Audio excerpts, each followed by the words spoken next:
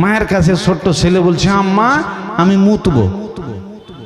তো ছোট্ট ছেলে যখন মুতবো বলেছে, মা একটু শিক্ষিত পরিবারের, তো তখন মা বলছে, আরে বেটা এই মুতবো এগুলো ভাষা বলবি না, এগুলো আমাদের বাড়িতে চলবে না। তো কি বলবো? তখন মা শিখাইছে ছোট বেটাকে, বেটা তোর যখন পেশাব চাপবে তখন তুই বলবি আমি গান গাইব। শিখাইছে কে? মা। ছোট্ট ছেলে মায়ের কাছে বিদ্যা শিখে নিল। যখনই পেশাব চাপে তখন ছোট্ট ছেলে বলে, আম্মা আমি গান গাইব, আমি গান গাইব। ঠিক আছে, ছেলে শিখে নিল, পেশাব চাপলে বলে গান গাইব। একদিন মা চলে গেছে বাপের বাড়ি বেড়াতে। এখন রাত 12টা-1টার সময় এরা বাপ বেটা বাড়িতে আছে। রাত 12টা-1টার সময় ছোট্ট পাক্কু ছেলে উঠে বলছে, আব্বু আমি গান গাইব, আমি গান গাইব। বাপ কয়, হারে বেটা এত রাতে গান গাইবি মানে? তুই এই যে কোন গান গাইবে এটা কি বাপে জানে? ও বাপ কিন্তু জানে না।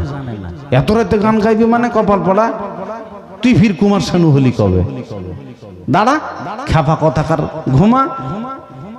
ওর যে কোন গান গাইবে এটা বাপ টের পাচ্ছে না, ব্যাপার খুব গোলমাল। একটু পরে আবার ছেলে বলছে, আব্বু আমি গান গাইব, আমি গান গাইব।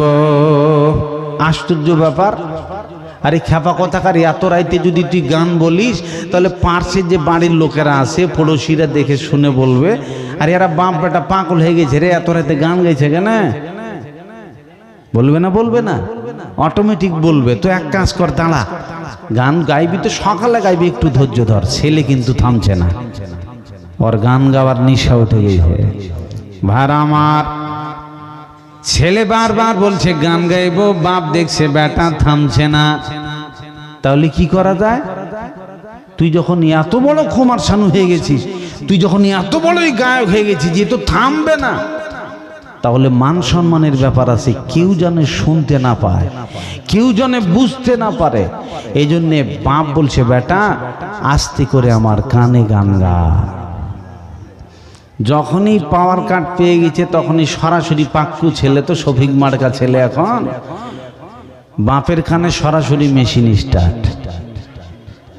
যখনই স্টার্ট মেরেছে বাপ ঠিককে উঠে কয়, ওরে বাবা এটা কোন কুমার শানুর টান? জীবনে তো বহুত গান শুনছি, কিন্তু এই কুমার শানুর টান জীবনেও শুনি নাই। কপাল পড়া বেটা, তুই এই গান তুই শিখলি কোথায় রে? তোকে এই গান কে শিখালো? কোথায় শিখলি বল? এখন ওই ছোট্ট ছেলে বলছে, আমাকে এই গান শিখিয়েছে আমার মা। কে শিখিয়েছে? মা।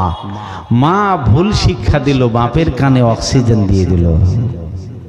এই জন্য যদি মা গোলমাল হয় সন্তান খারাপ হবে। খুব সাংঘাতিক জায়গা।